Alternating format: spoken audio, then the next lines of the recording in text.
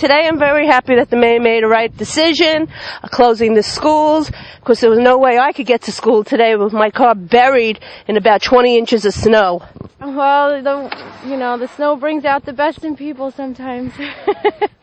So we're helping each other out. I am sick of this. I am sick of this. This is enough now. We've had enough. You feel like a wreck now. So...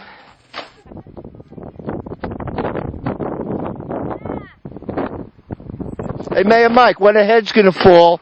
For the last time, sanitation did nothing. I don't see anyone getting fired. I don't see anyone losing their jobs. But we need to clean up the snow, right? Good job, Mayor Mike.